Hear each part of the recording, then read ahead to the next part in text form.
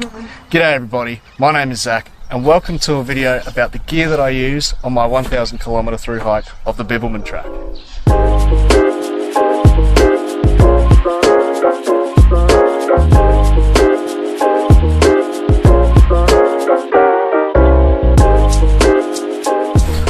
Now, the Bibbulmun Track is a 1,000 kilometre trail which runs from Perth to Albany over in Western Australia, and I've got a full video series if you'd like to check it out. I walked the trail walking northbound and I started May 3rd and I finished on June 3rd. This is all the gear that I used. I had a 3 kilogram base weight, which is about 6.5 pounds. So let's start with the pack. This is a 38 litre pack that I made myself. Frameless, no hip belt. It is made with VX07 X-Pack, 210D grid stop, and it has a stretchy Dyneema mesh front pocket. It also features some shoulder strap pockets, which are pretty handy, and it has 2 large side pockets for water bottles. I also carried this little bum bag that I made myself. It's about 2.5 litres capacity, and it's made out of Ultra 200, and it has a waterproof zipper. Now, I tried to incorporate a little hip belt system which involves 3 loops on the bottom of the pack where I can feed the strap from my bum bag through, and it can be used as my hip belt. It was a little bit of a trial and I didn't really like it because every time I took my pack off, the bum bag would just fall into the dirt.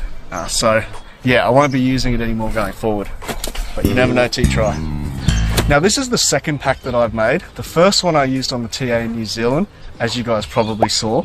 And yeah, I've gone on to make about 30 more packs since this one, so my construction and everything like that has improved vastly since this one.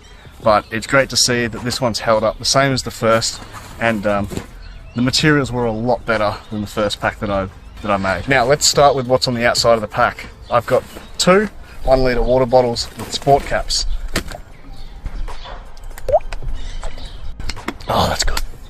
Also in the side pocket, I keep my water filter, which is a Catadine B-free water filter with a 1 litre storage pouch. This is good for extra capacity, which can collapse down. And on this side, I keep my cold soaking jar. It's just a large peanut butter jar covered in a couple of cool racing stickers. And in the front pocket, I keep my rain jacket. This is a Frog Togs that is absolutely destroyed. It was well worn when I started the Bibbulmun Track because I absolutely annihilated it in Tasmania. Probably should have bought a new one, but anyway. It kind of held up. I just kept taping up all the stuff. Would I recommend a Frog Togs for the Bibbulmun? Kinda, not really.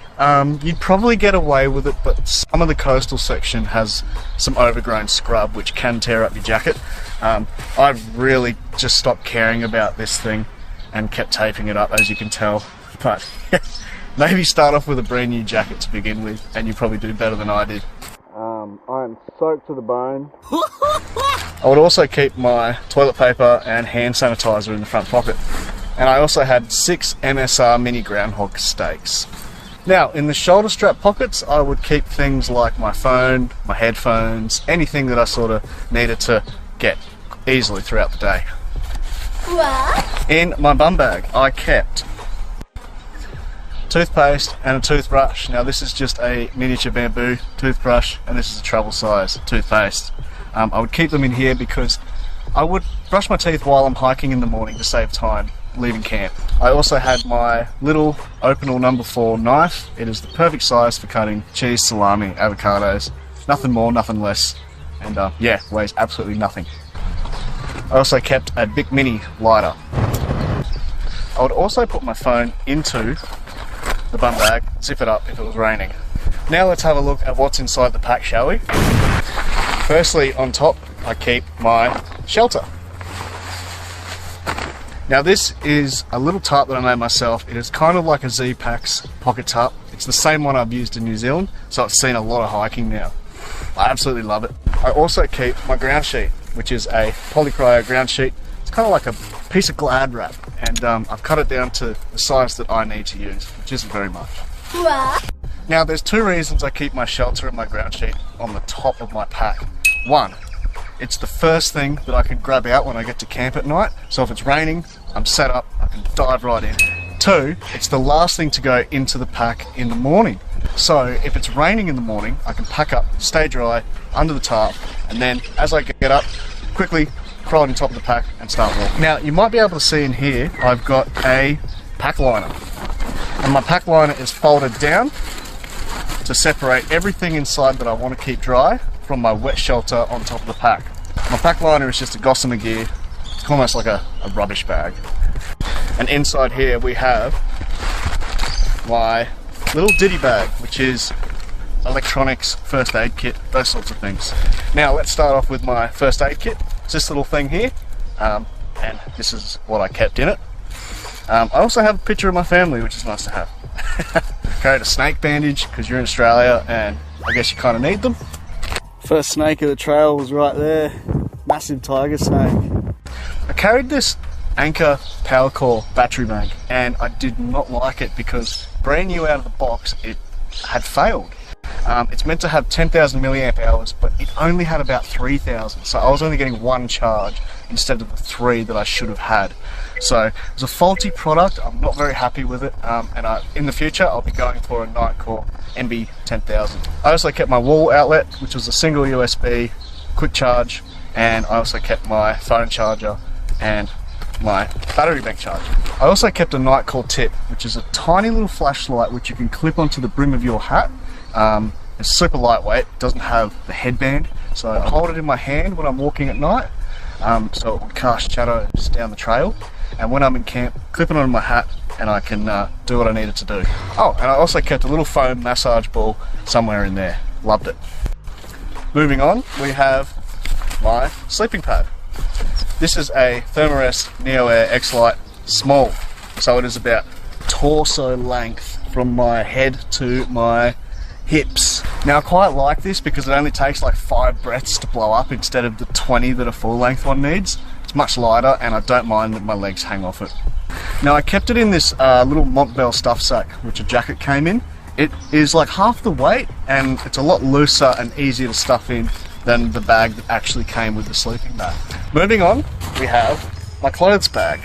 Now this is just a little DCF stuff sack that I made, and inside we have a spare pair of Injinji toe socks. I wore one pair hiking and I kept one clean in here at all times. Every time I got to town I would rotate and clean the dirty pair. This is a Decathlon Trek 500 puffy jacket with a hood. This thing goes for like 120 bucks in Australia, and it has 800 fill power duck down. So it's pretty good, pretty lightweight. It's not the best on the market, but hey, it's cheap as chips, so it's what I took. I also carried these. Oh, there's my torch. I've been looking for this for weeks. Anyway, I also carried these Patagonia Houdini wind pants. These have been on 3 through hikes now and many more weekend trips, and they are still holding up perfectly. They're probably double the weight of the lightest wind pants you'll get on the market, but I do not care. I mean, I go glissading in these and bushwhacking and they just do the trick.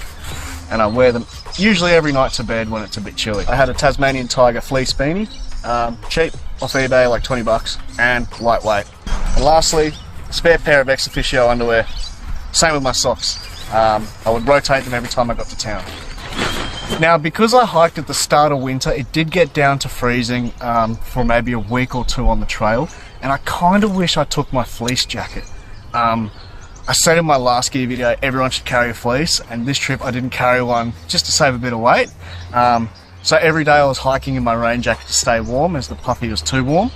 But yeah, for like 140 grams I would recommend taking a fleece jacket. So much nicer to walk in on those chilly mornings. Moving on, we have my food bag. This is just a light AF DCF food bag, size large. And in here I would just keep my bamboo spoon for eating food. And finally, in the very bottom was my bivvy and sleeping bag.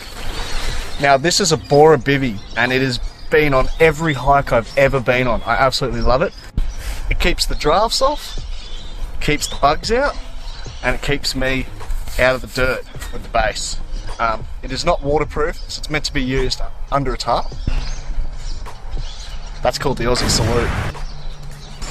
And yeah, I love this thing to bits. I'm starting to have a few issues with the mosquito netting falling apart, but I can just fix that, so I will.